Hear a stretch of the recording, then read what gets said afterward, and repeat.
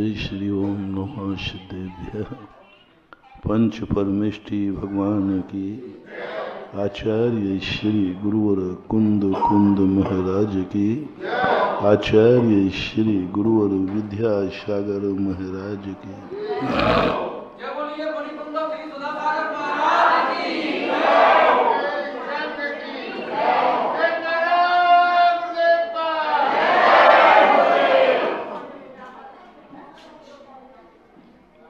महान आत्माओं की एक विशेषता देखी हमने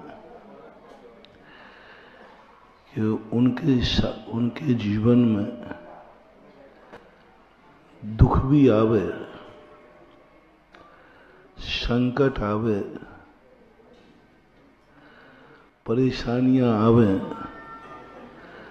वे सारी व्यथाएं कथा बन जाती हैं।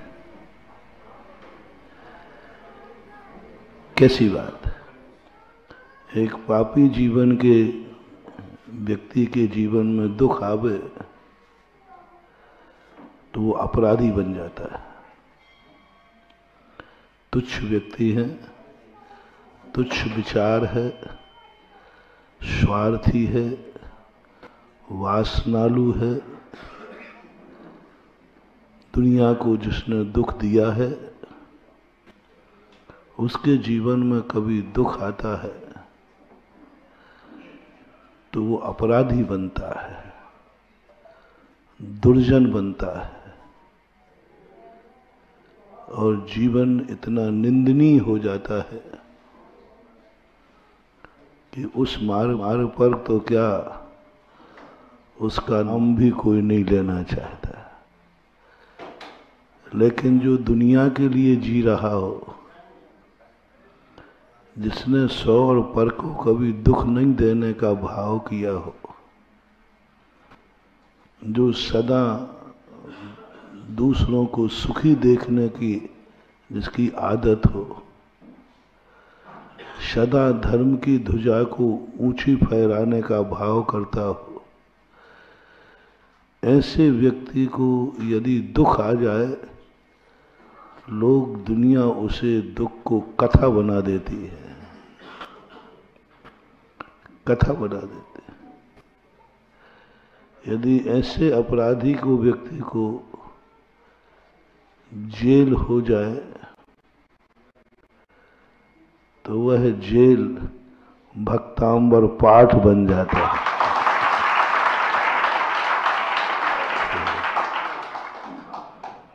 किसी पापी व्यक्ति को जेल हो जाए तो कह रहे अरे जेल में पड़ रहा है, और किसी महान आत्मा को जेल हो जाए तो भक्तांबर का स्थान बन जाता है, मंदिर बन जाता है। ये है महानता। हम महान क्यों हो जाते, क्यों महान की पूजा करते? वो महान क्यों है? क्योंकि वो पारस पत्थर के समान होते हैं। वो उनकी जीवन में आई हुई विपदा भी खत्म हो जाती है। पापियों की चर्चा करने में पाप का बंध होता है, जेलियों की चर्चा करने में पाप का बंध होता है। चोर कथा भी कथा कहलाती है। 4 भी कथाएं होती है।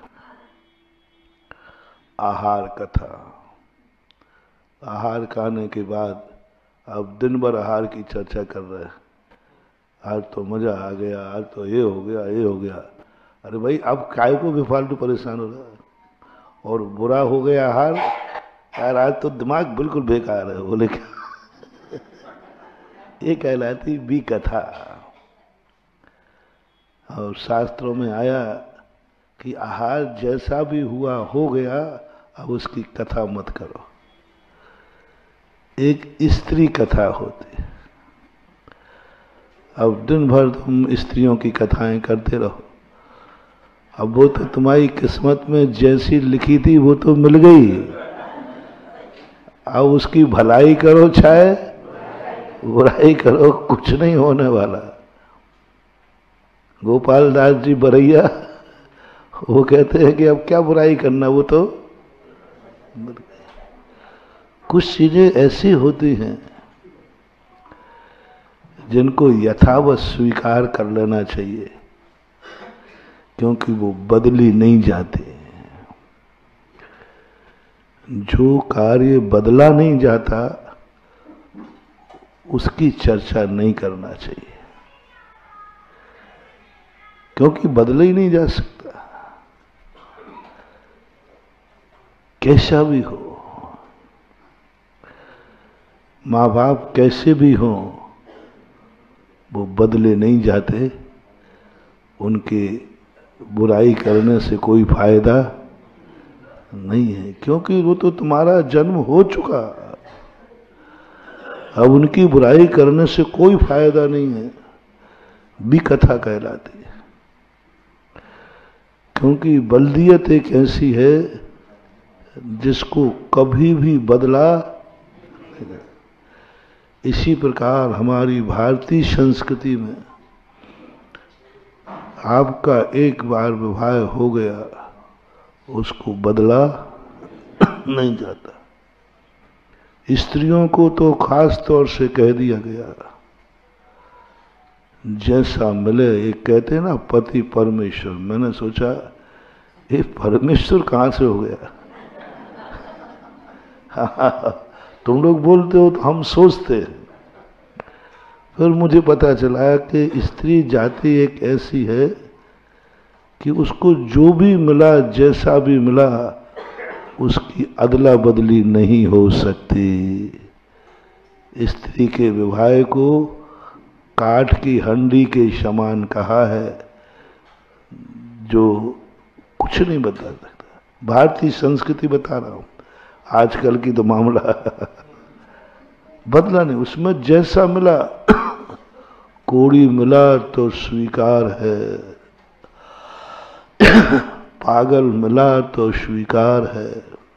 जो जैसा मिला उसकी बुराई करने से कोई फायदा नहीं। एक्सेप्ट करो, उसमें बदलाहट नहीं। बेटा हो गया, कुछ नहीं कर सकते, जैसा है वैसा एक्सेप्ट करो।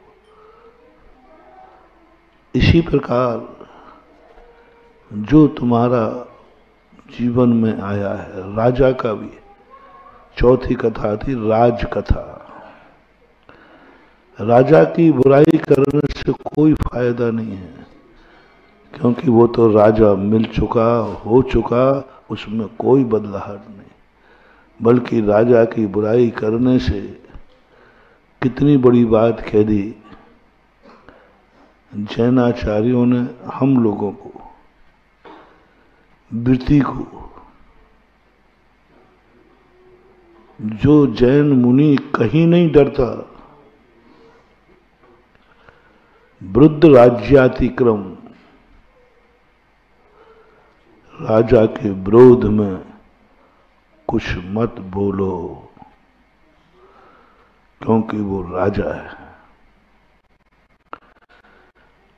रामचंद्र जी जब वनवास जाने लगे तो सीता को संबोधन करते हैं कि मैं वनवास जा रहा हूं, बस तुम्हें एक नियम लेना है कि तुम जब तक मैं यहां लौट के नहीं आऊं तब तुम मेरी प्रशंसा नहीं करोगे, और राजगद्दी पर जो मेरा भाई बैठेगा उसकी बुराई नहीं करोगे, राजमाता की बुराई नहीं करोगे। तो सीता कहती है मेरे से कैसे हो सकेगा? जिस माता ने, जिस बेटे ने हमारा सर्वनाश कर दिया, उसकी मैं बुराई नहीं करूं और मैं आपकी प्रशंसा नहीं करूं, ये संभव नहीं होगा मेरे से। बोले ये नियम तो लेना ही पड़ेगा, लेना ही पड़ेगा। तुम मेरी प्रशंसा नहीं करना, जनता तुम्हारे पास आएगी। भरत से कभी गलती होगी, तुम्हारे पास आएगी कि देखो राजा राम गद्दी पे बैठे होते तो आज ये दुखदेव, तो तुम प्रशंसा मत कर देना। राजगद्दी पर बैठने के बाद राजा किसी दूसरे की प्रशंसा सुन नहीं सकता, इस गद्दी का सबसे बड़ा दोष है। इस गद्दी पर बैठने के बाद बेटा भी बाप की प्रशंसा नहीं सुन सकता। राजगद्दी का सबसे बड़ा वीक पॉइंट बता रहा हूं। यदि राजा के सामने ये राजगद्दी पर बेटा बैठा और किसी ने कह दिया इससे अच्छा तो तेरे बाप का राज्य था, तेरे पिताजी राजा थे ना, तब बहुत शांति थी, बस खत्म हो गया, उसको बर्दाश्त नहीं होगा, वो सुन नहीं सकता, उसको आग लग जाएगी। क्योंकि राजगद्दी पर बैठने के बाद राजा का कोई बाप नहीं होता, क्योंकि वो सबसे बड़ा अपने आप को मान लेता है। बाप को भी अरेस्ट कर दे, क्या करेगा? कोई कानून नहीं है। राजा अपने मम्मी पापा को अरेस्ट करे, कोई कानून नहीं बचा सकता, कर सकता है, क्योंकि राजा है। हमारे शास्त्रों में ऐसे भरे पड़े हैं। कुणिक जैसा राजगद्दी पर बैठा सैनिक जैसा राजा आदेश दे दिया बंदी बना लो, सैनिक बंदी बना लेगा। मैं तेरा बाप हूं, मेरी चल, बोले हाँ बाप बाप कुछ नहीं होता, यहां तो राजा होता है, राजा होता। उनका विरोध चर्चा नहीं। सीता बस इसी बात को पकड़ ली। वैसे तो वो समझा रहे थे रामचंद्र जी तुम्हें वनवास नहीं जाना, सीता कोई जवाब नहीं दे पा रही थी। बस इसी बात को उन्होंने पकड़ लिया, जिस राज्य में सत्य की प्रशंसा नहीं हो सकती और असत्य का प्रतिकार नहीं कर सकते, ऐसे राज्य में मैं नहीं रहूंगी। मैं नहीं रह, मेरे आएगी ही नहीं, मेरे मन में प्रशंसा आएगी, प्रजा प्रशंसा करेगी। प्रजा को भी रामचंद्र जी ने यही आशीर्वाद उपदेश दिया, जब तक मैं यहां नहीं हूं कोई भी प्रजा राजा के सामने मेरी प्रशंसा नहीं करेगा। प्रजा का अंतिम संबोधन था ये रामायण के अनुसार। जो सीता को संबोधन है, तो सीता ने तो कह दिया कि मैं तो साथ चलूंगी, लेकिन प्रजा को जब उपदेश दिया कि तुम लोगों को एक ही, यदि तुम मुझे चाहते हो, यदि तुम मुझे चाहते हो तो प्रजाजनों एक ही नियम लेना, जो अयोध्या की राजगद्दी पर बैठे उसके सामने मेरी प्रशंसा मत करना। कितने दुख आवे, लेकिन ये मत बोलना काश आज राजा राम होते तो ये नहीं होता, ये शब्द नहीं बोल रहा। प्रजा भी कह दिया कि साहब ये तो नहीं हो सकेगा, मैं भी साथ चलूंगा, मैं नहीं रहूंगा, आपकी प्रशंसा किए बिना मैं जी नहीं सकता, और आप जैसा राजा कोई हो नहीं सकता, और राजा गलती करेगा मैं आपकी प्रशंसा चर्चा नहीं करूं, हो नहीं सकेगा। बोले नहीं, तुम लोग नहीं जानते हो राजनीति, ये प्रशंसा तुम्हारे लिए संकट का कारण बन सकती है, संकट का कारण बन सकती है। क्योंकि राजा से बड़ा कोई भी नहीं, महाराज भी नहीं, साधु भी नहीं। कानून में साधु बड़ा नहीं है, कानून बड़ा है, कानून बड़ा है। साधु मानू ने अपनी श्रद्धा भक्ति में है। यहां तक कि कानून की दृष्टि में भगवान भी बड़ा नहीं है, कानून बड़ा है। भगवान को भी कानून बड़ा है। देख लो रामचंद्र जी को किसकी बात मानना पड़ी? कानून की, कानून की बात मानना पड़ी। वचन दिया है और जो वचन है वो आप लीजिए। कानून की बात में रामचंद्र जी को वनवास जाना पड़ा, कानून की बात में कृष्ण को जेल में जन्म लेना पड़ा। इतना बड़ा चक्रवर्ती जेल में कुछ नहीं है महानुभाव। कानून जिसके हाथ में है उससे बड़ी शक्ति दुनिया में कुछ हो नहीं सकती। प्रजा ने कह दिया ठीक है मैं चलूंगा तुम्हारे साथ। अब रामचंद्र जी घबरा गए। अब जंगल में हमारी खुद की व्यवस्था होना मुश्किल है और उसमें लक्ष्मण और पीछे लग गया। चलो पुरुष लग जाए तो लग जाए, एक जनाना सवारी और हो गई। 100 पुरुषों की यात्रा, इतनी परेशानी का, यदि एक जनाना सवारी हो तो आफत है। रामचंद्र जी ये कहते हैं जनाना सवारी, और बोलो जंगल में जो जितने कष्ट आए किसके कारण आए? जनाना सवारी से। यदि दोनों ही भाई होते ना तो इतना नहीं, वो जनाना सवारी ने गड़बड़ करे। एक जनाना सवारी और 2 महावीरों को संकट में डाल दिया। यही पांडवों का हो। 5 पांडवों को वनवास हो जाता तो कोई बात नहीं थी, लेकिन एक जनाना सवारी थी द्रौपदी। द्रौपदी जनाना सवारी ने अपहरण करके कहाँ धातकी खंड में जाकर अपहरण करा दिया। समुद्र पार करना पड़ा, बचने की कोई गुंजाइश नहीं थी पांडवों की, मात्र एक जनाना सवारी कर। ये 3 चीजें, जल, जोरू और जमीन, ये 3 चीजें ऐसी है जिस पर महाभारत क्या कितने बड़े बड़े युद्ध हो गए। कुछ भी नहीं है तो प्रजा जान लगी। अभी प्रजा को वनवास में कैसे व्यवस्था करूंगा, कहाँ खिलाऊंगा, कहाँ पिलाऊंगा। तब रामचंद्र जी ने उनको धोखा दे करके नदी किनारे सबने कहा चलो सब चलते हैं। और रात में सब थके तो थे ही, सब गर्राटे लेके सो रहे थे। रामचंद्र जी रात में तीनों उठे और अनदेशी दिशा में चले गए, जैसे हमारे आचार्य से चले जाते हैं।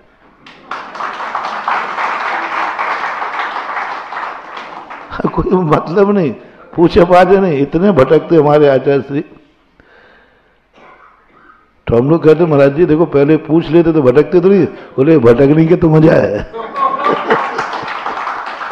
ऐसे भटक जाते हैं कई बार। सन 1981 में पूज्य गुरुदेव ऐसे ही चल पड़े, किसी को नहीं बताया। 2 रास्ते थे, एक में समाज थी, एक में समाज नहीं थी। अब वो किसी को बताना तो है नहीं, अब स्वयं को पता नहीं है। और बोले ये रास्ता ठीक दिख रहा, चल दिए।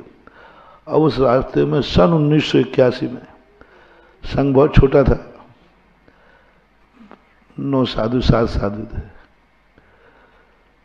और 60 किलोमीटर तक कोई समाज नहीं। सब कह रहे महाराज जी आपको जाना कहाँ है, बता दो, ये रास्ता ठीक नहीं। वो तो बतावे को तैयार नहीं।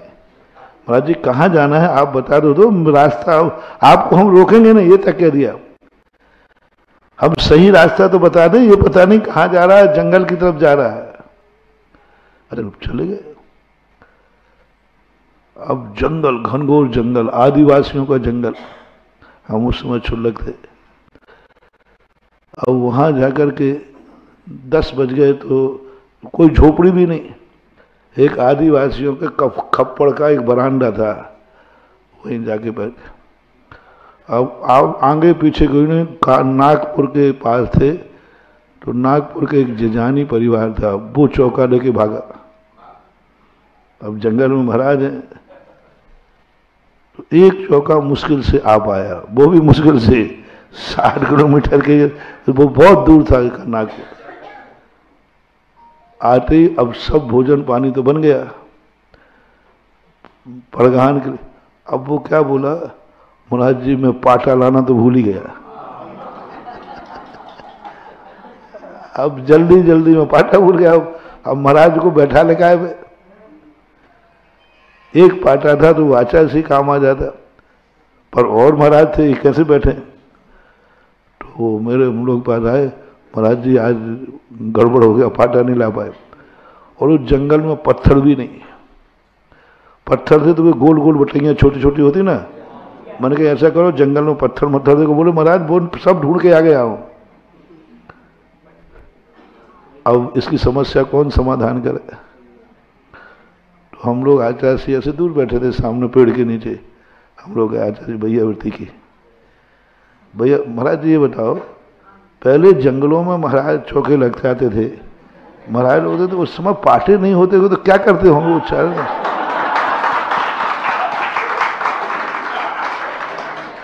आचार्य जी में पैर दबा रखो, सीधी पूछ नहीं सकते हो, तो बोले क्या करते होंगे उस समय? सो आचार्य जी ने क्या किया, वही मिट्टी रखी थी, मिट्टी ऐसी मिट्टी उठाई इतनी सी, और बोले ये हो गया ना उच्चासन।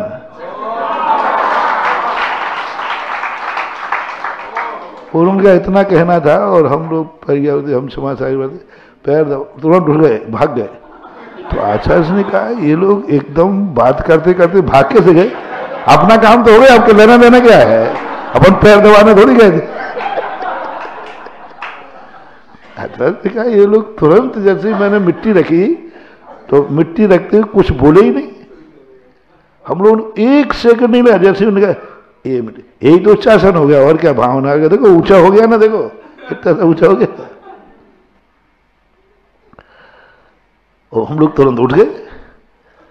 अब समय आहार का हो रहा था, उनको बुला के कहा, मैंने कुछ नहीं, वे गोल गोल बटेंगे हैं ना, उन्हीं को जमाओ, थोड़ी सी मिट्टी डाल दो उसके ऊपर। और क्या चौथे काल का आहार हुआ। खुले मैदान में, बिल्कुल खुले में, छप्पड़ में तो जगह थी नहीं, खुले मैदान में वहीं साफ करके, और मिट्टी की चौकी थी। और एक ट्रक वाला आ गया, संतरे वहां ज्यादा होते, उसने ट्रक को बोलो बाबा जी को संतरे खिलाओ। अब वो चौके वाला कहता भैया अंदर मत आओ, नहीं तो अंतराय हो जाएगा। वो कहता नहीं मैं सरदार हूं इसलिए आप नहीं ले रहे हो, लोग आप खोल लो पेटी। बिल्कुल रोड के किनारे किनारे थे। अब ऐसे बिना बताए चल देते हैं रामचंद्र जी, क्या करें।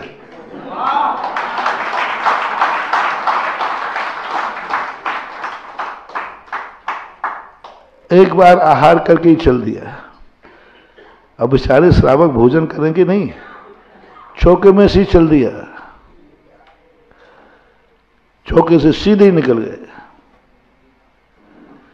एक बार यहां भी हुआ था, तुम्हारे ग्वालियर से आगरा आए थे, जब राजस्थान जा रहे थे 79 में, तब ग्वालियर से सीधा बिहार किया चौके से ही, और सीधा मुरैना। उस दिन 41 किलोमीटर शाम तक चले, जितना भी हो, ग्वालियर से मुरैना। और लश्कर से चले थे, और रास्ते में 9 किलोमीटर पे सामायिक की, और फिर रास्ते में सबसे कह दिया रास्ते में कोई लघु शंका गया तो उसकी जिम्मेवारी मेरी नहीं होगी, है ना। सूसू बंद करा दी सबकी,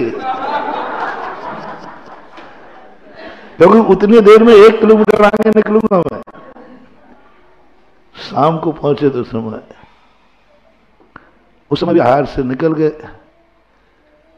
अब कोई रास्ता बताने वाला नहीं, एक बाहर का व्यक्ति था, उसको भी पता नहीं। अच्छा, एक छोरा बोले इससे पूछ लो, रायगीर था, एक बकरी चराना, भैया हीवर खेड़ का रास्ता कहाँ जाता है? तो बाबा जी चले जाओ सीधे। और सीधा रास्ता बताने के बाद वो बहुत जोर से हंसा। तो मैंने कहा आचार्य जी वो हंस रहा है, कहीं ऐसा गलत रास्ता तो नहीं बता दिया? तो आचार्य जी अपन ने उसका क्या बिगाड़ा जो गलत बताएगा? वो हमारे दिगंबरत पे हंस रहा होगा, नग्न रहता ना, इस पे हंस रहा होगा। और उसने गलत रास्ता बता दिया। कड़ाके की ठंड, यही महीना लगभग दिसंबर जनवरी का, इतनी कड़ाके का, चलते चलते चलते इतना अंधेरा हो गया जंगल में, घनघोर जंगल, जंगल पार हुआ, ऐसे देख के चल रहे, कुछ अता पता नहीं। अब क्या करें? एक खेत था कड़वी, वो जुनार होते ना, जुआर के डंठल होते बड़े बड़े, वो एक खेत आदिवासी का था, वहीं जाके सब लोग बैठ गए। आधा घंटे तो चलने की गर्मी रही, और फिर जो हम लोगों की किटार बजी, वो किटार अभी भी कानों में झूमती है, रुकने का नाम नहीं ले। कड़ाके की ठंड, इतनी ठंड, भयंकर ठंड। अब वो कड़वी के जो थे, जो ब्रह्मचारी लोग जो साथ में थे, और कड़वी को ऊपर डाल दिया हम लोगों को सबको, लेकिन वो ठंड तो ठंडी थी। अब उससे हाल कोई रात भर सोया नहीं, और उधर पूरा संग गायब हो गया, मिलने का नाम नहीं, क्योंकि इधर कोई ट्रैक्टर भी नहीं आ सकता। और पूरा संग का संग गायब, कोई बताने वाला नहीं। वो बकरी वाला क्यों बताएगा, नहीं वो पिटेगा। किसी को कोई पता नहीं, पूरे रात भर गाड़ियां घूमती रही रोडों पे, कहीं महाराज ने, लेकिन हम लोग तो मिलने का नाम ही नहीं। जहां हम लोग थे वहां कोई पहुंच ही नहीं सकता। क्या पूरा नागपुर, पूरा सब में दुनिया में खबर पड़ी, सब गाड़ियों पे गाड़ी, सैकड़ों गाड़ियां रात भर घूम, पूरा संगायब एक साथ। अब रात भर की तो कोई सोया नहीं। वो ठंड के कारण वो करवी में कांटे होते ऐसे, उसका पत्ता जो होता है ना, पूरे शरीर में, सबके शरीर में खून खून खून खून हो गया। सुबह उठे, आचासी कहते हैं अब कहाँ चलूं। तो मैंने कहा आचार्य श्री आप थोड़ा सा रुक जाते तो श्रावक आ जाते। तो बोले नहीं, ये मजा कब आएगा। अब उनको तो मजा दिख रहा है। बोले ये आनंद जो आज रात भर का मिला, यदि श्रावक होते तो ये कहाँ आएगा। बोले चलो, जिस तरफ उनकी दिशा देखी थी, अपन मुक्तागिरी से पूरब दिशा में चले थे, तो अपन सूर्य को देख के चलते हैं। तो सूर्य को देख के बढ़ दिया, 3-4 किलोमीटर जाके एक गांव आया। वहां पूछा भैया हीवर खेर का। बोला हीवर खेर तो आप 20 किलोमीटर दूर छोड़ा है। ओह, और कोई गांव नहीं वहां। उससे कहा भाई तू कम से कम हीवर खेर का रास्ता तो बता दे। वो रास्ता बताने गया, जैसे हम रोड पर लगे, गाड़ियां तो घूम ही रही थी। तुरंत गाड़ियां इकट्ठी हुई, और सुबह से चलते 6:45-7 बजे निकले, चलते चलते 12 बजे हम लोग हीवर खेड़ पहुंचे। कितने घंटे हो गए? 7 बजे, 6:45 पे निकल गए थे। अब हमने कहा कि अच्छे गुरुजी के चक्कर में पड़े। हम लोग बिल्कुल नए थे, उसी से पहले ही चतुर्मास था, दीक्षा हुई थी। हम लोग भैया अब ऐसे ही निकलने हैं जिंदगी। आपसे में सब हम उम्र के थे ना, सब एक ही क्लास कॉलेज में तो पढ़े हुए थे। तो बस अब वहां जाके 12 बज गए। अब भोजन पानी अभी कुछ नहीं मिलना है। आज सामयिक का समय हो गया है।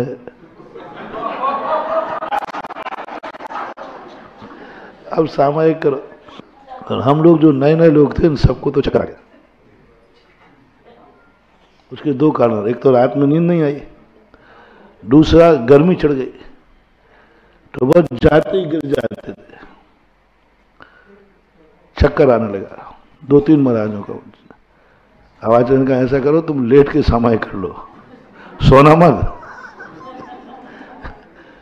और बस आहार के बाद एक सज्जन था, छिंदवाड़े का बालक। हम लोग उस समय मीठा वगैरह कुछ लेते नहीं थे। तो आचार्य ने कहा ऐसा करना, आज इनको थोड़ा दूध में बूरा मिला करके दे देना, तो इनका चक्कर, पानी में मत देना, तो ठंडा करेगा, दूध में दे देना। अब उसने ला के दिया। बोले आज आप मना नहीं करोगे, आचार्य जी ने कहा है। अब जिसको आचार्य जी कहते हैं वो तो हमारा बाप हो जाता है, दादा बन जाता है। अब मैंने कहा भाई इसमें मैंने थोड़ा सा पिया दूध, तो मैंने कहा हाँ हाँ शक्कर डाली है पूरा, मैंने आचार्य से पूछ के डाली। अब मैंने फिर पिया। अब मैं करूं क्या, वो तो गले के अंदर ही नहीं जा रहा, क्योंकि वो सबूरे की कटोरी नहीं थी, वो नमक की कटोरी थी।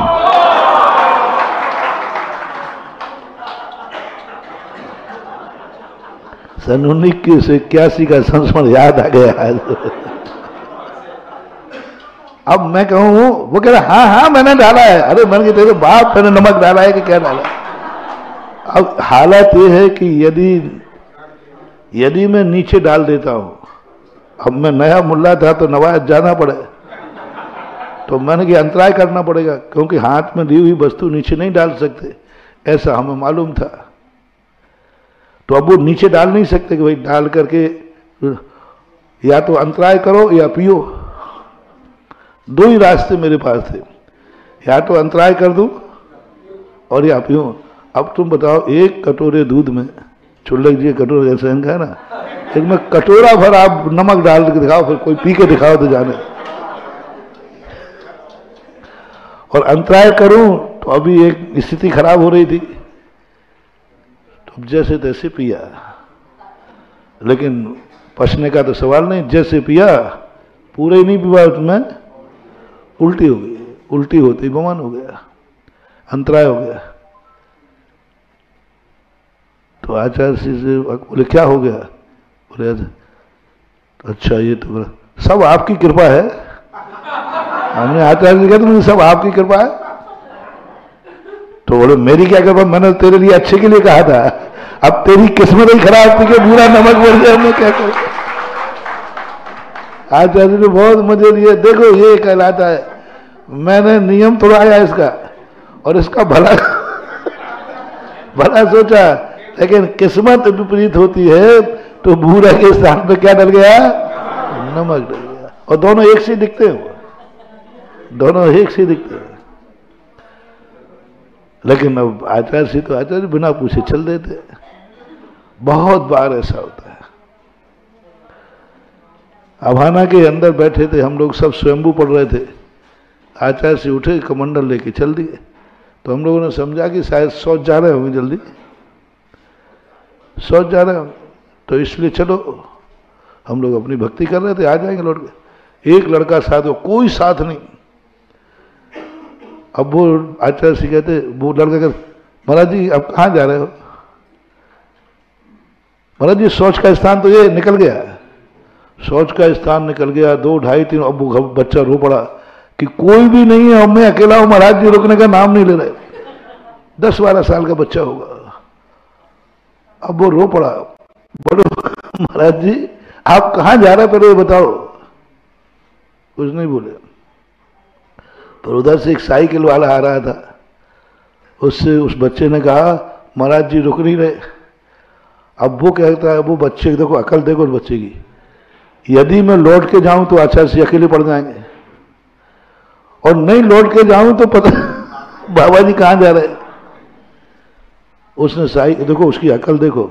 उसने कहा महाराज जी को अकेले तो नहीं छोड़ूंगा, अकेले तो नहीं छोड़ूंगा। वो पीछे लग गया, साइकिल वाले से कह दिया तुम गांव में कह देना महाराज जी पता नहीं कहां जा रहे हैं, वो रुक नहीं रहे हैं। गांव में हल्ला हुआ। हम लोग जल्दी दुपट्टा मोटा समेटा भागो। 5 किलोमीटर आचार्य निकल गए, तब हम लोग यहां से चले। तो ये स्थिति बन जाती है जब अनियत विहार हो जाता है, लेकिन उसका मजा एक अलग होता है।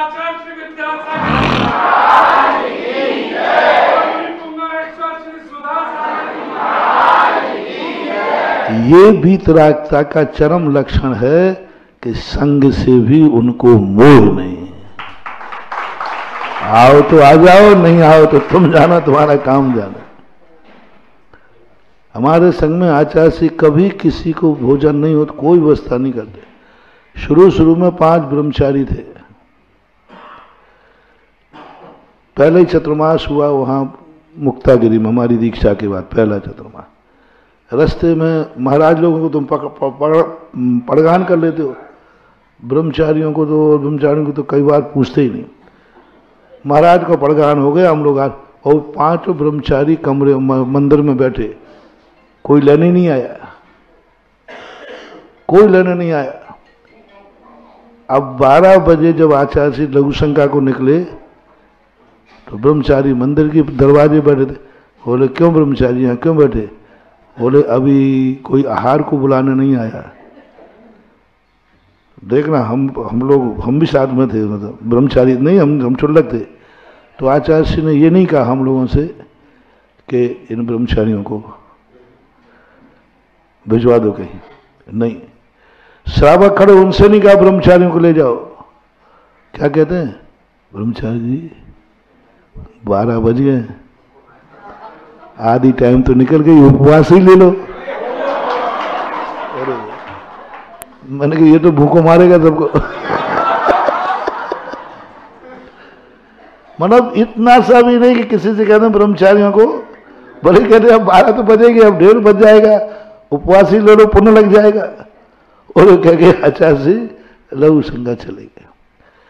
यानी उनकी निरीह वृत्ति की जो चर्या हमने देखी शुरू से, और वो निरीह वृत्ति ही सबसे बड़ी साधक की।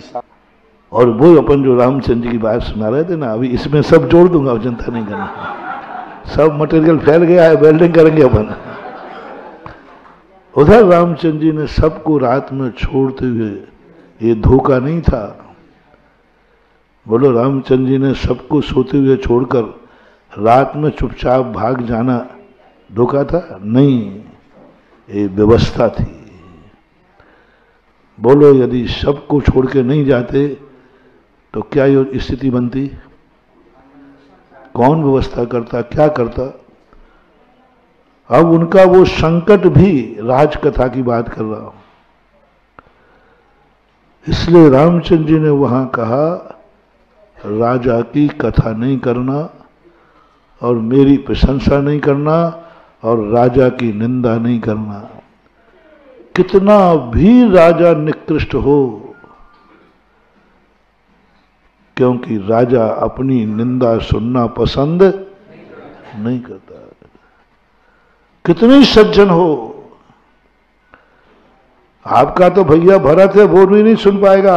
आप तो बड़े भाई हैं,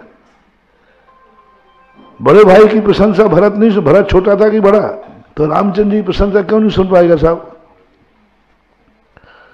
बोले भरत तो रामचंद्र जी की प्रशंसा सुनेगा, लेकिन राजा भरत नहीं सुन पाएगा। ये गद्दी का सबसे बड़ा दोष है। भरत तो सुन लेगा भैया की प्रशंसा कि हमारे रामचंद्र जी ऐसे हैं, लेकिन राजा भरत, क्योंकि राजगद्दी का ऐसा है, राजगद्दी के बाद बैठने के बाद उस व्यक्ति को कोई बड़ा नहीं दिखता, क्योंकि उसके हाथ में कानून होता है। किसी को भी बंदी बना ले, किसी को भी कुछ कर ले। इसलिए जैन आचार्यों ने कहा राजकथा नहीं, राजा के दोषों पर विचार नहीं, विरुद्ध नहीं चलना। और स्थिति इतनी बन जाए चुपचाप रह जाओ, मौन रह जाओ, क्योंकि राजा और जनता जब भी अपराध करेगी, अपराध बढ़ेंगे। ये छोटे लोगों का, ये राजनीति का पॉइंट है, ये संसार नीति का पॉइंट है। एक बेटे को भी तुम 3-4 दिन बुराई करके देख लेना, वो 2-3 दिन बाद पापा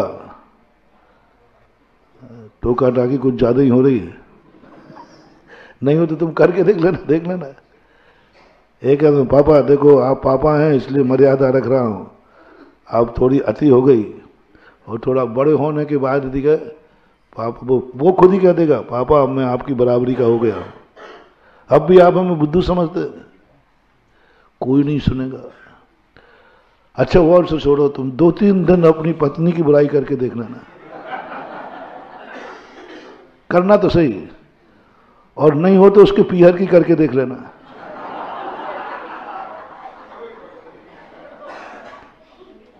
तुमने पीहर की बुराई देखो, तुम्हारी यहां कलाई खोल रहा हूं, तुम इतने बुद्धू हो। पुरुष पुरुष सब जगह, इसी जगह पुरुष की निंदा है।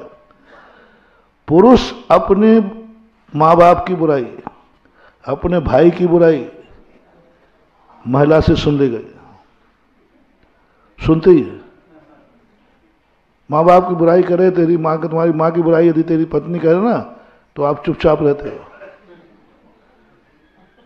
हाँ है, अब थोड़ी हमारी मम्मी है, बूढ़ी हो गई है, ऐसा कह के टाल दोगे। तुम इसकी मम्मी की बुराई करके देख लो, इसके भैया की बुराई करके देख लो, और तुम्हारे भाई की 100 बार बुराई करती है, लेकिन तुम इसके भाई की बुराई करके देखो, तुम करके देखना ही कर दो। हाँ, पर उस दिन का उपवास मेरे से ले जाना।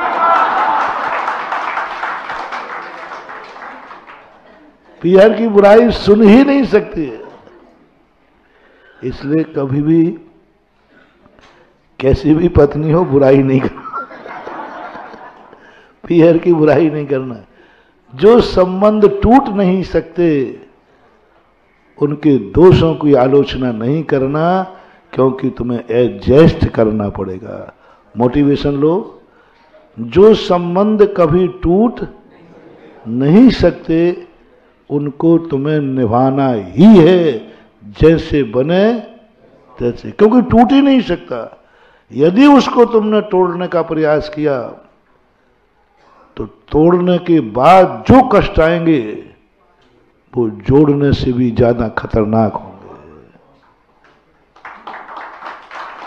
जो संबंध तुम्हारे जुड़े हैं ना, उसमें जो तुम्हें संकट आ रहा है, क्लेश आ रहा है, तोड़ने के बाद उससे डबल आएंगे। चाहे वो राजा हो, चाहे परिवार हो, कोई भी हो, इनसे संबंध एडजस्ट करो, क्योंकि इसका कोई अल्टरनेट नहीं होता है।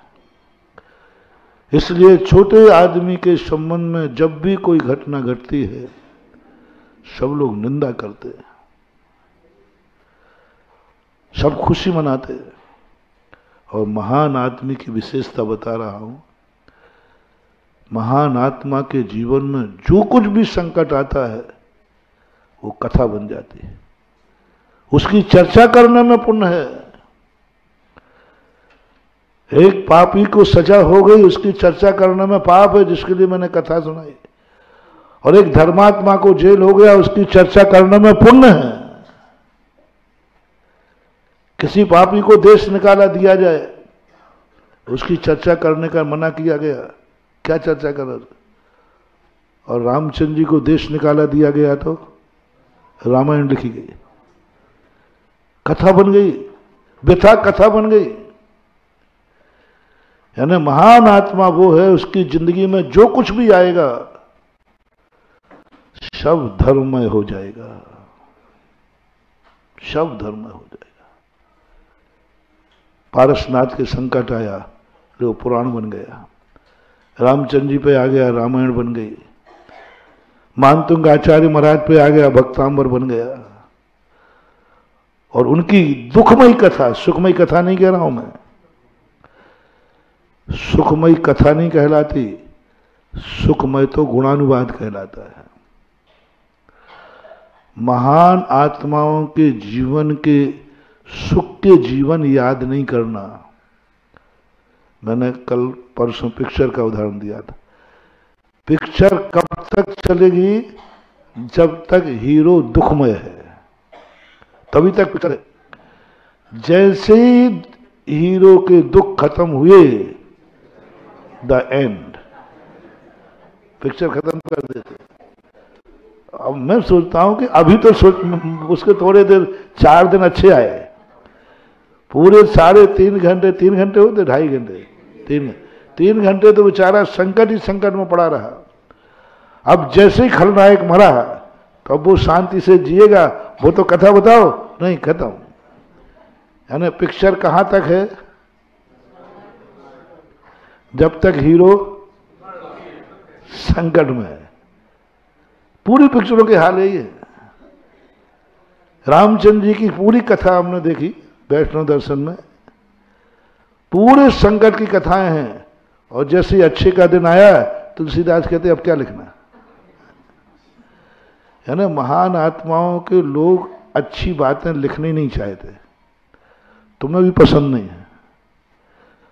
सुख के दिन तुम्हें पसंद नहीं है, सुखी साधु तुम्हें पसंद नहीं है, सुखी भगवान तुम्हें पसंद है। 24 तीर्थंकर सब सुखी रहे, उनको तुम पसंद नहीं करते। कौन पसंद है? क्यों गए? क्यों? क्या बात है? क्या बात है?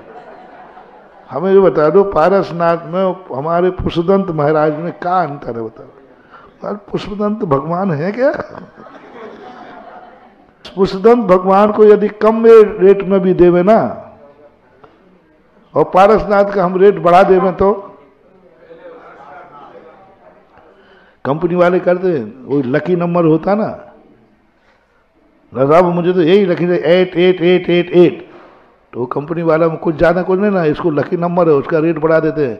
लकी नंबर चाहिए 2 महीने बाद मिलेंगे, 2 लाख ज़्यादा लगेंगे। तो अपन भी ऐसे ही करते कभी। पुष्पदंत भगवान, श्रेयांसनाथ भगवान, विमलनाथ भगवान, अजित संभव आदि भगवान, इनमें क्या कमी है ये बता दो। और पारसनाथ में क्या अनंत सुख वो भोग रहे, सबके समोषण एक समान थे। इतना भेदभाव तुम लोग क्यों करते हो?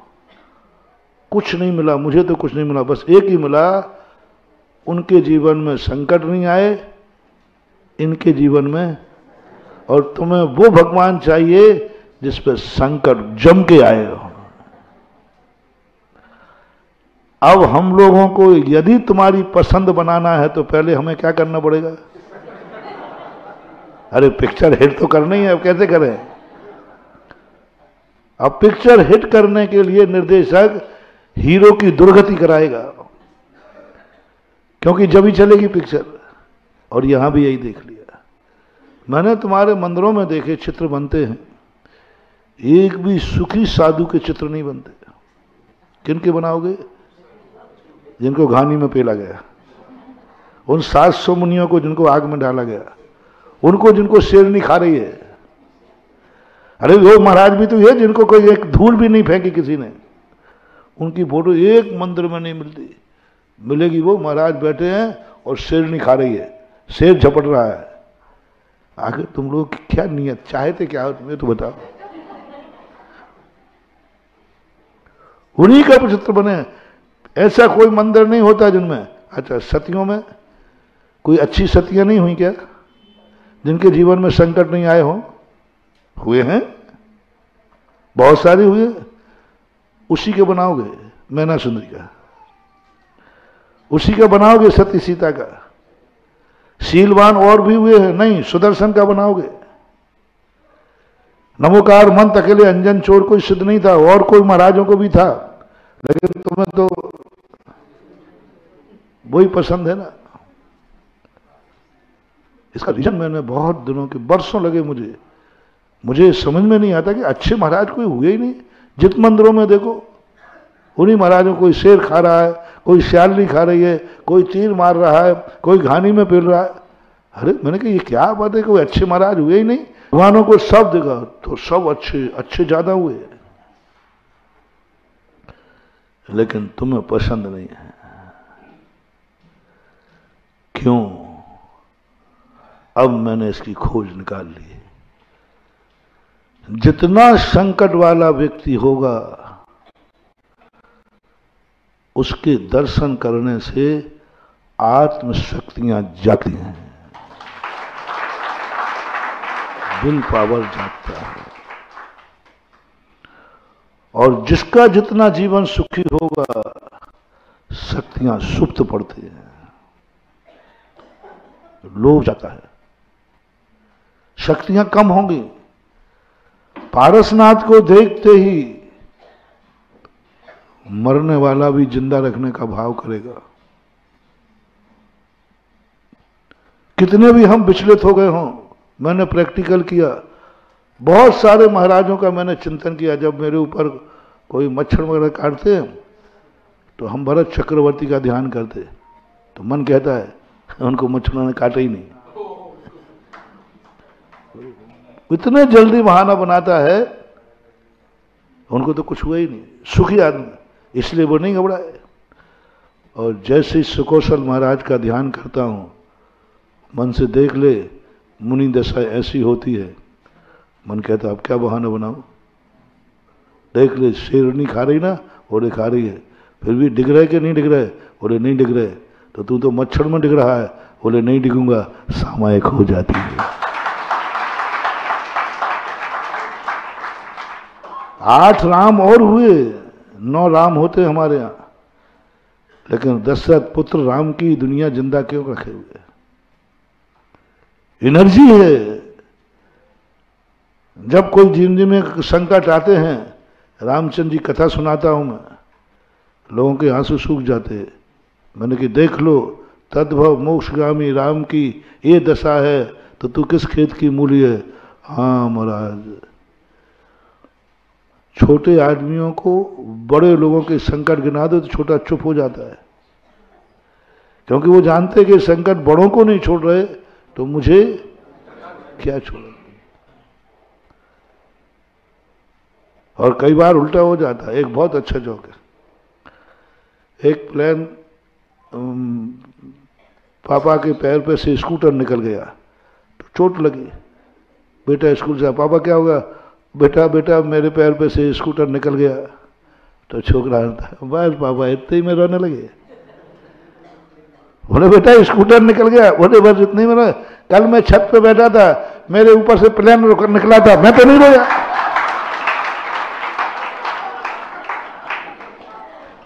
अब बोलो प्लेन निकला था कि नहीं, पर मैं तो नहीं रोया। आपके ऊपर से स्कूटर निकल गया, पापा होकर रो रहे हो। जीवन का एक बहुत बड़े रहस्यमय, उसके जवाब में कितना बड़ा जवाब छुपा हुआ है कि बच्चे को बताते समय ये नहीं बोलना कि स्कूटर ऊपर से निकल गया है, ये बोलना स्कूटर भिड़ गया है। नहीं तो वो तुम्हारी मजाक उड़ा देगा। महान आत्माओं का लक्षण इसलिए वे महान नहीं हैं कि उनके पास गुण है, इसलिए महान नहीं है कि वो भगवान हैं, इसलिए महान नहीं है कि हम साधु हैं, इसलिए महान है कि उनकी जिंदगी में आया हुआ हर संकट कथा बन जाता है। उनकी जिंदगी में आई हुई हर दुर्घटना पुराण बन जाती है। उनकी जिंदगी के आए हुए दुखों के दिन को याद करने से भक्त को भी पुण्य का बंध हो जाता है। भक्तांबर का वो श्लोक पढ़ो ना, आस्ताम तो मस्त वन मस्त मस्त दोषम तत्संग कथा जगताम धृतानि हंति। हे भगवान, हमें आपके गुणों से क्या मतलब है? मुझे तो आपकी कथा कहने मात्र से हमारे पाप कर जाते। गुणों का तो बहुत दूर रहा, मैं तो वहां तक पहुंच ही नहीं पाऊंगा। महान आत्माओं के गुण अपने ज्ञान का विषय नहीं है, महानुभाव नहीं है। अपना ज्ञान, अपनी आंखें इतनी नहीं है कि हम बड़े आदमियों के गुणों को जान जाएं। कहाँ औकात? बताओ, भगवान के अंदर अपन को 100 चतुष्टय कहाँ दिखता है? भगवान को केवल ज्ञान हुआ है, कहाँ दिख रहा है? बताओ। हमारे अंदर रत्नत्र है, तुम्हें कहाँ दिख रहा है? महान आत्माओं के गुण देखे ही नहीं जाते। महान आत्माओं के दिखते हैं तो उनके जीवन में आए हुए संकट, परेशानियां, वो हमें दिखती हैं। और उन संकटों में भी ये दिखते नहीं है। बस यही महान आत्मा की पहचान। और उनके जीवन में आया हुआ संकट कथा बन जाए, कथा बन जाए, लोग कथा बना दें उसको, उनके संपर्क में आते ही। बस हमें यही अपनी जिंदगी में महानता क्या प्राप्त करना है। हमारी जिंदगी में कोई भी कर्मोदय में आए, वो धर्म बना दूंगा, यही धर्मात्मा की निशानी। धर्म नहीं, धर्म तो अपने ज्ञान का विषय, कहाँ से करेंगे? बस आप लोग तो, और हमें थोड़ा बहुत हम लोग तो पढ़ लेते हैं, आप लोग धर्म को बिल्कुल भी नहीं जानते, कुछ भी नहीं जानते आप धर्म। बस आप एक बात जान जाओ कि तुम्हें उन्हीं भगवानों के जीवन को सोचना है कि इनके जीवन में कर्म का उदय आया, लेकिन उन्होंने कर्म को किस में बदल दिया? धर्म में परिवर्तन करो। कितना कर्म को? कोटि 18 घोड़े छोड़े, 84 लाख हाथी इत्यादि जग संपत्ति छोड़ी, जीर्ण तृणसम। क्या बात है महानुभाव! ये 14 रत्न किसने दिए थे? कर्म ने। अक्षय ने दिया। उन्होंने कहा लो मैं इसको धर्म बदलता हूं, छोड़ दे। धर्म में बदल दिया उन्होंने सारे कर्म को। कितना पुण्य था उनका, कितना था। ये राजा महाराजा जितने होते हैं ये और कुछ नहीं करते महानुभाव, इनकी प्रशंसा क्यों होती है? एक गरीब आदमी दीक्षा लेवे उतनी प्रशंसा नहीं होगी। शास्त्रों में कोई गरीबों के मुनि दीक्षा ली मिला ही नहीं मुझे। ली तो होगी, वर्णन किनके मिले? क्यों? अरे गरीब ने भी कोई लिया होगा, ऐसी बात नहीं, लिए हैं। लेकिन अमीर की चर्चा करेंगे साहब। क्यों? गरीब तो पाप को, गरीब तो अशुभ कर्म को धर्म में बदल रहा है, अमीर पुण्य कर्म को धर्म बदल रहा है। गरीब तो गरीबी की मार से मंदिर आ रहा है और अमीर व्यक्ति पुण्य की मार से मंदिर आ रहा है। गरीब घबरा के आ रहा है मंदिर, महाराज बचाओ, बहुत कर्म के उदय हैं, बहुत बुरा उदय है महाराज जी, बहुत ऐसा कर्म पीछे पड़ा जिस माटी सोने को छू वो माटी, इसलिए वो दौड़ा आया, भाग के आ रहा है। चलो मंदिर चलते हैं, महाराज के पास चलते हैं, क्योंकि वो ये होता है कि नहीं? बोलो, दुख में व्यक्ति बेटा मां की तरफ दौड़ता है कि नहीं? क्यों दौड़ रहा है? क्योंकि उसको बाहर मां बचाओ बचाओ। ऐसे ही तुम लोग भी जब तुम्हारे बुरे दिन आते हैं दुख में, कहां दौड़ते हो? मंदिर जी में। शिखर जी जा रहा हूं, महावीर जा रहा हूं। क्यों भैया? काय भैया बहुत दुख है। किसी ने कह दिया है कि महावीर जी के दर्शन खूब दौड़ते देखे, लेकिन कोई पुण्य की मार से दौड़ के आ जाए, पुण्य की मार, और पुण्य मार रहा है, ये नहीं आने देगा मुझे मंदिर, क्योंकि मेरा व्यापार बहुत अच्छा चल रहा है। उठते ही 10 फोन आ रहे हैं, उठते ही लाखों का बना जा रहा है। अब देखना, एक व्यक्ति वो दौड़ा जिसके सुबह से कोई एक की इनकम नहीं थी, भिखारी था। अब उसने कहा क्या करूं? चलो मंदिर जी में चलता हूं। अब एक व्यक्ति कौन आ रहा है? किसको?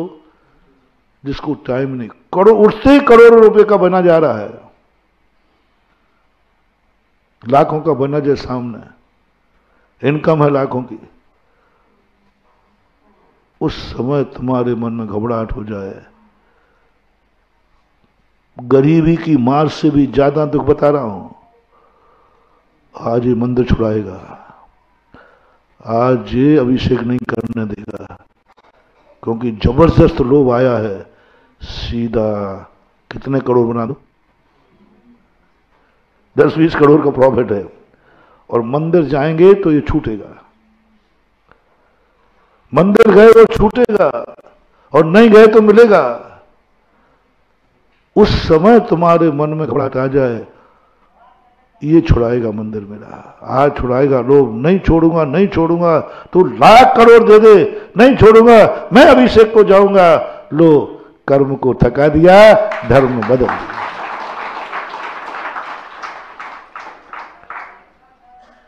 तीर्थंकरों को भी कर्म ने फंसाया। क्या चाहिए तुम्हें? क्या चाहिए बोलो? जैसे कल हमने बताया था ना कि कर्म अपने ऊपर कैमरे लगाए रहता है जब तुम मंदिर में आते हो। इसकी इच्छा पूछो क्यों क्यों आ रहा है मंदिर, तो कर्म कर लगाए कैमरे, ये मंदिर क्यों आया, इसकी इच्छा पूछो, इच्छा क्या चाहता है। इसका व्यापार धंधा नहीं चलता हो तो चलवा दो, और उसको तुम्हारी वीक पॉइंट पता चला नहीं और उसने बंगाल पे कब्जा किया। बस इसकी इच्छा पूरी करो। कर्म कहता है ये जिसके लिए मंदिर आया है वो इच्छा पूरी कर दो, कल ये मंदिर आएगा ही नहीं, क्योंकि इच्छा पूरी हो गई। वो तो इसलिए आ रहा है कि उसकी इच्छाएं पूरी। तो कर्म तुम्हें दुखी करके घर मंदिर छुड़ाएगा। बहुत बड़ी मोनोपोली है महानुभाव कर्म की। या तो दुखी करके धर्म छुड़ाएगा या फिर सुखी करके छुड़ाएगा। लो तुम्हें क्या चाहिए है, आप काहे के लिए मंदिर जा रहे हो, बात तो सही है, आप काहे के लिए जा रहे हो, आप काहे के लिए मंदिर जा रहे हो। इसलिए कई बार लोग महानुभाव घबरा जाओ। बस इसी पुण्य को, इसी कर्म को हमें धर्म में परिवर्तित करना है। नहीं, कितना भी पुण्य आ जाए मैं इसके लोभ में आने वाला नहीं हूं। रत्नों की वृष्टि करा दी तीर्थंकर को, और क्या चाहिए तुम्हें, हे लोग कितने रत्न चाहिए, हे लोग तुम्हें जिंदगी भर कभी मरोगे नहीं, वरदान दे दिया।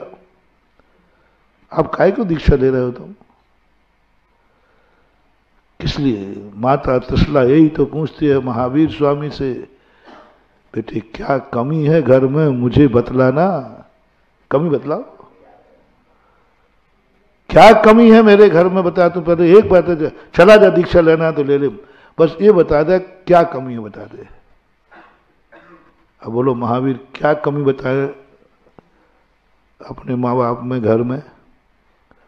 तुम तो फिर भी बता दोगे, तुम्हें तो मालूम है, तुम कह दो ये कमी है ये कमी है। महावीर क्या बताया, माँ पूछती है मुझे कुछ नहीं चाहिए, कल दीक्षा ले तो ले ले, पर ये बता दे कि यहाँ कमी क्या है तुझे, किस बात की कमी है, मैंने कुछ कह दिया क्या, क्या चाहिए तुझे। महावीर इसका जवाब नहीं दे पाए। महावीर ने एक ही बात कहा, ये भी एक जाल है, मुझे दुख दे करके न रोकने का तरीका नहीं फैल हो गया, तो इस कर्म ने सुख दे करके रोकना चाह रहा है। बोल अब क्या कमी है तेरे पास घर में, अब किस लिए तू दीक्षा ले रहा है।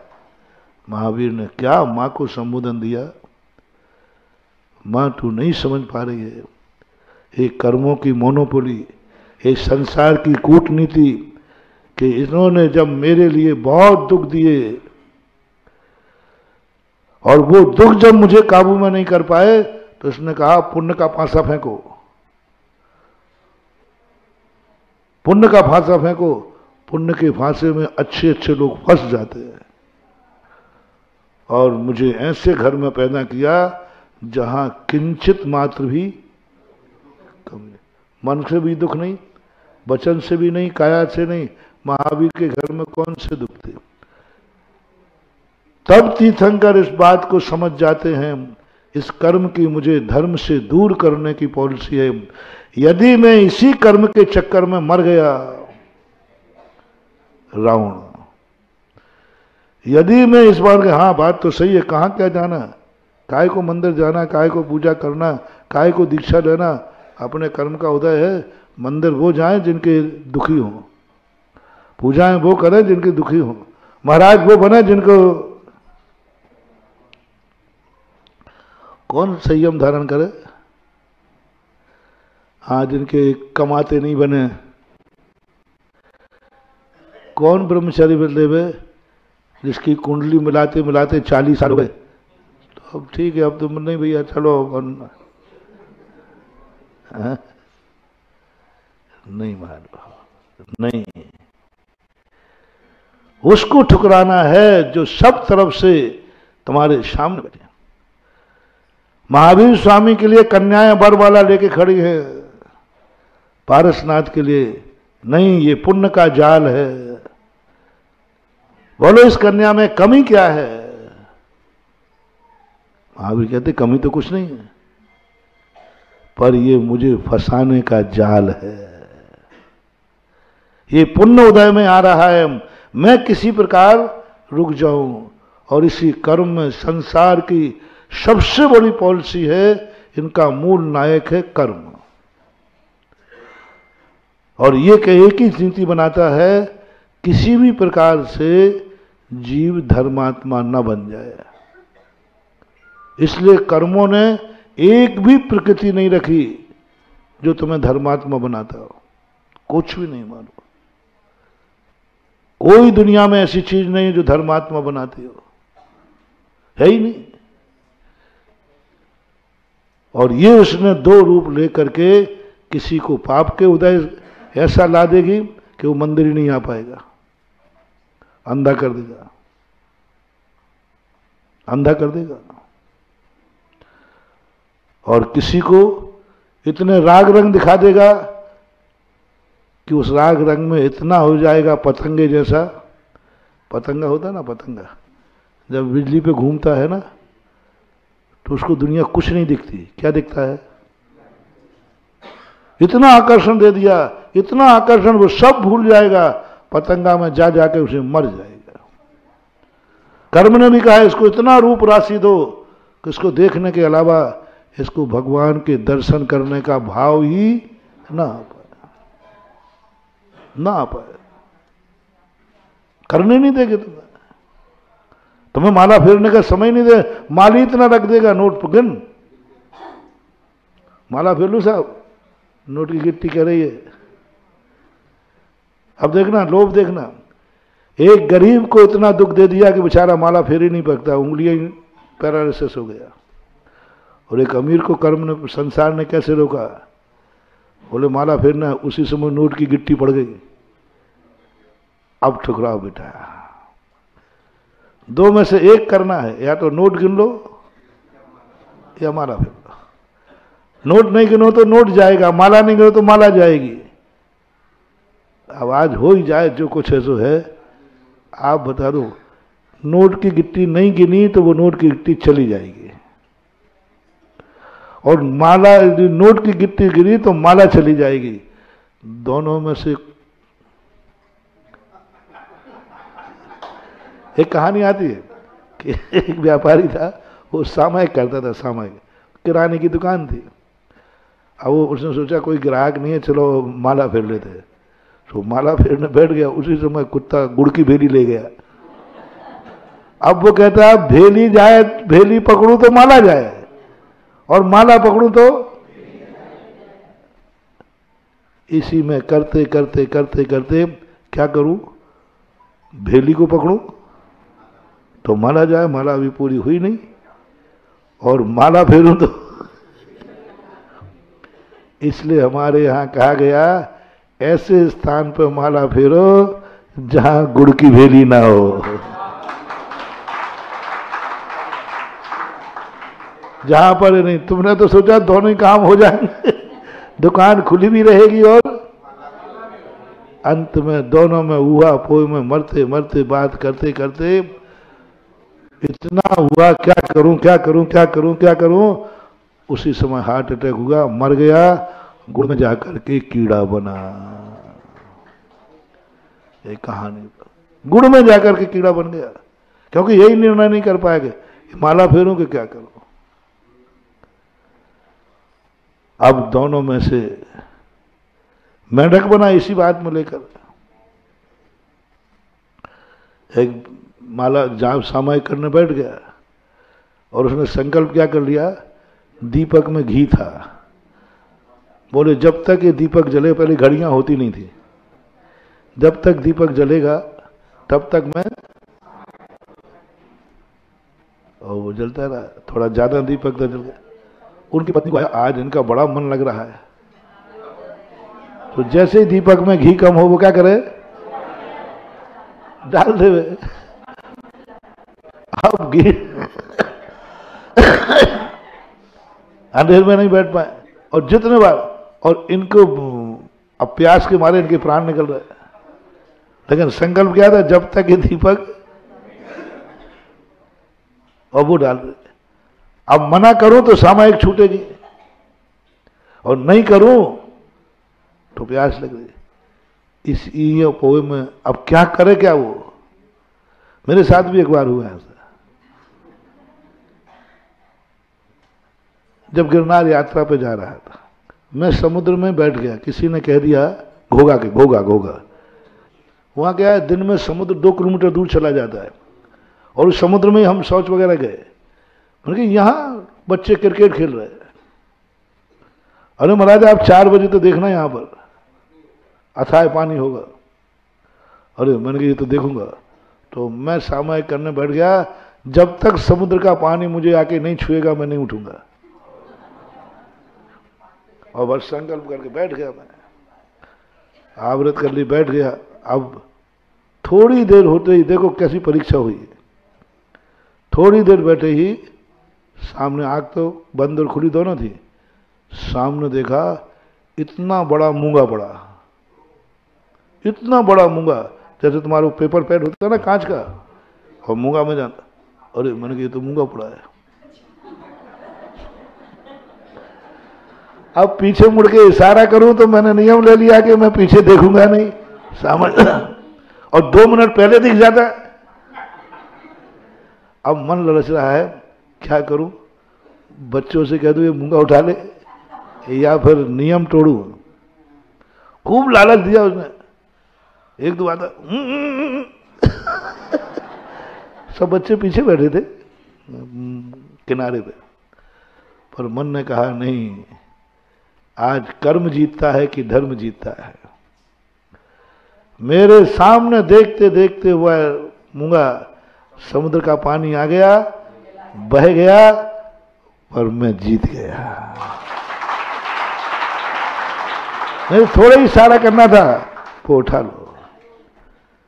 तो ये चीजें अपनी जिंदगी में आ जाती हैं कि भेली जाए या क्या जाए। अब आप बताओ क्या होगा। माला गिनना है और नोट की गिट्टी गिनना है, और टाइम दोनों का एक ही है। महाराज पूछो नहीं, अब अंदर की बात तो सब जानते हैं। अब माला गिनोगे या नोट की गिट्टी गिनोगे। और एक आध नहीं है, थोड़ा 1-8 करोड़ रुपया से ऊपर ही है। और माला फेरना है, ठीक टाइम फिक्स है आपका। ये माला फेरूंगा, उधर करोड़ों का वनज आ गया। महानुभाव, परीक्षा करना, कर्म के सामने हारना नहीं। ये संसार की मोनोपोली है कि वह दुख से नहीं हरा पाएगा, सुख से हराएगा, इंद्रियों के वैभव से हराएगा। तुम्हें गरीबी से नहीं हराएगा, अमीरी से हराएगा। तुम्हें रोग से नहीं हरा पाएगा, निरोग से हराएगा। तुम्हें शक्तिहीन से नहीं हरा पाएगा, शक्तिमान बना देगा। इतना शक्तिमान बना देगा कि तुम गुंडे बन जाओगे। किसने बना दिया गुंडा? यदि कमजोर होते तो गुंडा बना दे। इतना ताकत बना दे, कौन क्या कर लेगा, मैं यूं मसल दूंगा। लो, कर्म कहता था इसलिए तो मैंने तुझे ताकत दी थी। हराओ कर्म को। ताकत आई है तो मैं किसी को मारूंगा नहीं, मैं एक एक जीव को बचा के चलूंगा। निरख निरख कर पग ये धरे, धारे करुणा अंग। निरख निरख पग ये धरे, पाले करुणा अंग। शक्ति है मारने की, लेकिन ऐसे देख के चल रहे हैं एक चींटी भी न मर जाए। लो, कर्म को किस में बदल दिया? धर्म बदल दिया। धर्म बदल दिया। कर्म नहीं जीत जाए उस समय, कर्म नहीं जीत जाए उस समय कि कर्म ने आके कहा देखा, एक मूंगा में महाराज की सामग्री बिगाड़ दी, एक नोट की गिट्टी में देखा। और फिर वो कल जो मैंने कहा था ना, फिर वो संसार आके बाबा जी कहा, बाबा जी काय का नियम दिया था आपने? माला का ना। बोला कि इनकी माला। वो तुरंत वीडियो यहाँ वो व्हाट्सएप होती ना, वीडियो करके क्या कर देते हो बार, तुरंत कर्म करेगा हमारे पास, तुरंत कर्म कहेगा भगवान के पास, भगवान आपका माला वो पड़ी है और देख लो आपका भक्त क्या गिन रहा है। नोट गिनते पाया जाएगा। उस समय हमारी हालत क्या होगी? आईसी। यही हुआ है। अनादिकाल से अपन को यही, अपन पाप के कारण से नहीं धर्म छोड़ा।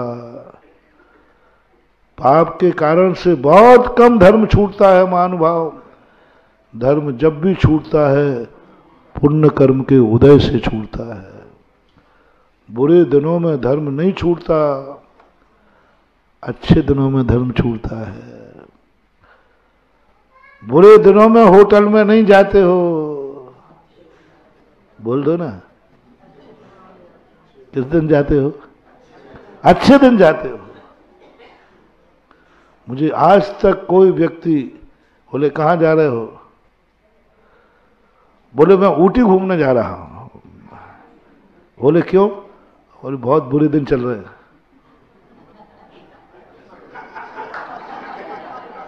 नहीं कोई हो तो भाई तुम बताओ मुझे। बोले बहुत बुरे दिन चल रहे हैं इसलिए सोचा कि चलो। व्यापार धंधा सब चौपट हो गया, कुछ नहीं बचा है सब। तो इसलिए मैं, यदि ऐसा कोई मिल जाए, हो मैं ऐसे व्यक्ति को दर्शन करने के तरस रहा हूं। अब महावीर जी जा रहे हो, कोई रेल में कोई मिल जाए, पूछना क्यों भाई क्या बात है, महावीर जी क्यों जा रहे हो? बोल दो अरे भैया बहुत बुरे दिन चल। यानी तुम धर्म में आए हो तो बुरे दिन में आए हो, और होटल में गए हो तो अच्छे दिन में आए। मैं तुम्हें कोई ज्यादा परेशान नहीं करूंगा, 4-5 दिन से तो कर ही रहा हूं, ज्यादा परेशान नहीं करूंगा।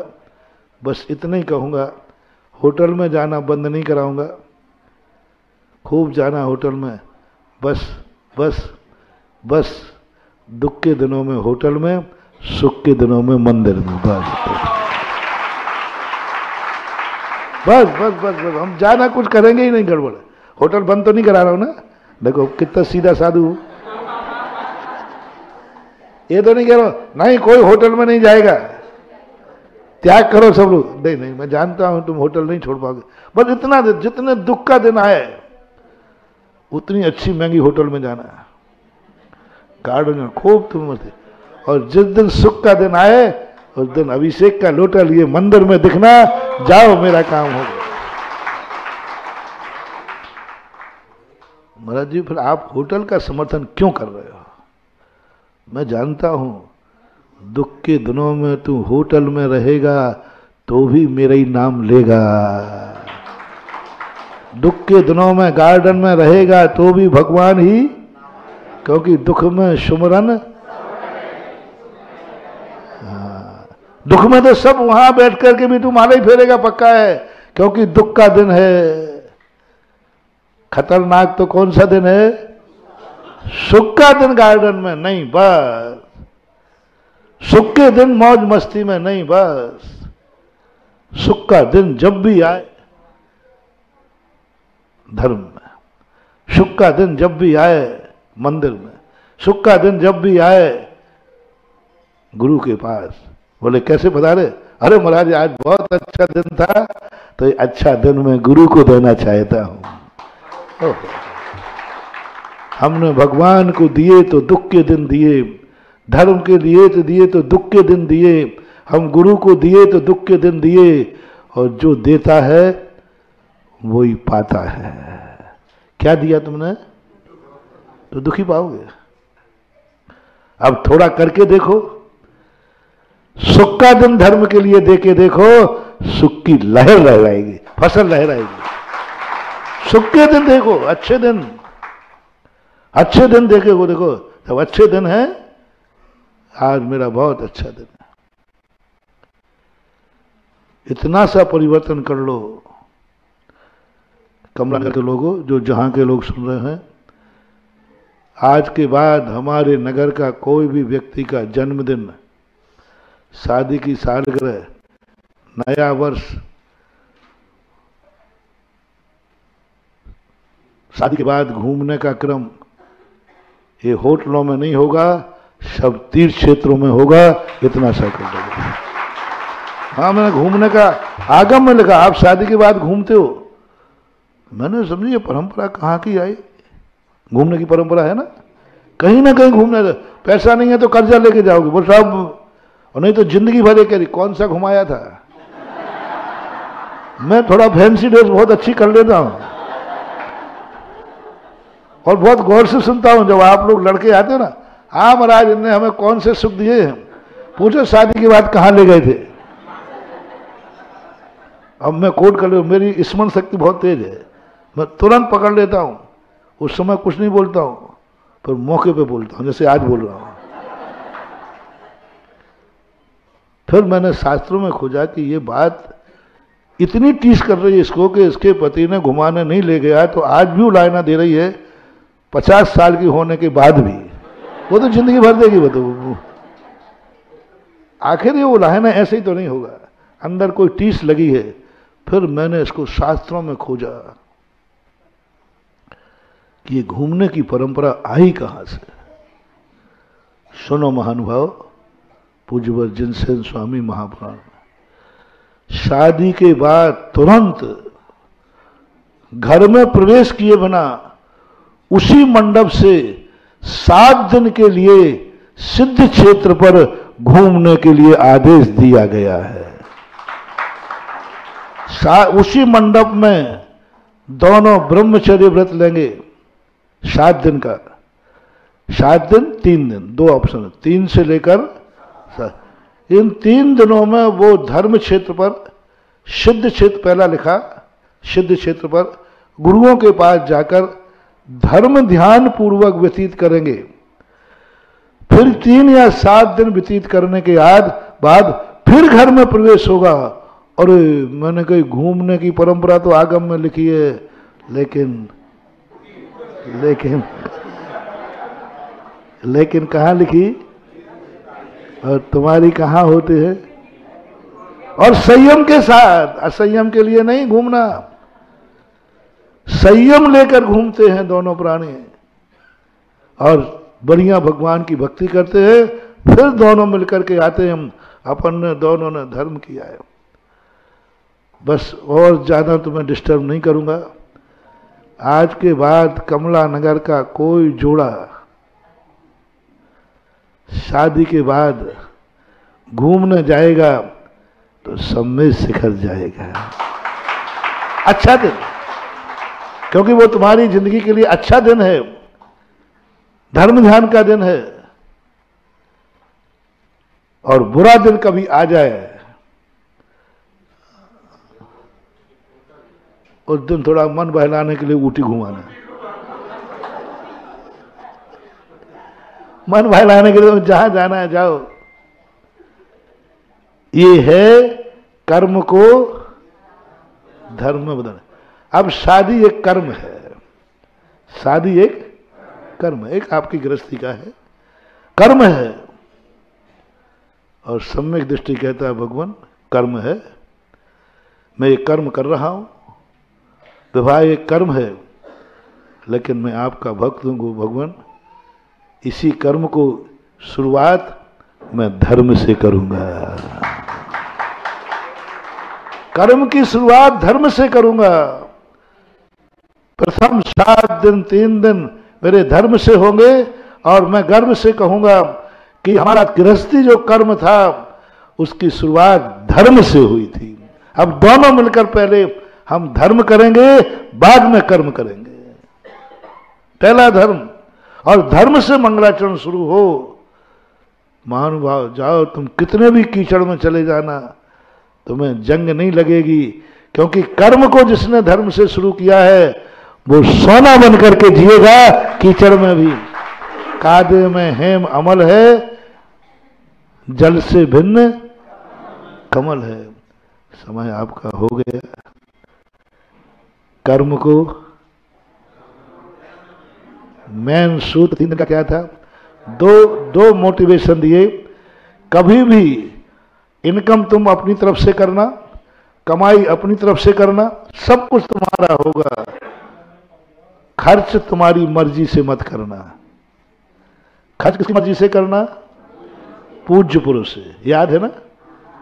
पूज्य पुरुष, माँ बाप, गुरु, भगवान और जिनवाणी।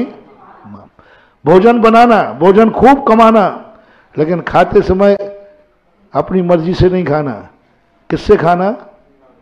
पूज्य पुरुष से कहने पे खाना। तो अपनी जिंदगी का व्यय पूज्य पुरुषों से पूछ के करना। एक दूसरा मोटिवेशन दिया, कर्म को, क्योंकि हमारा पूर्व कर्म का धर्म कर्म ने कब्जा कर लिया है। पूर्वों के धर्म ने कर्म का रूप ले लिया है और अपन को अब कर्म को धर्म का रूप देना है। महावीर भगवान के बोले परम पूज मुनि पुंगव 108 श्री सुधा सागर जी महाराज की।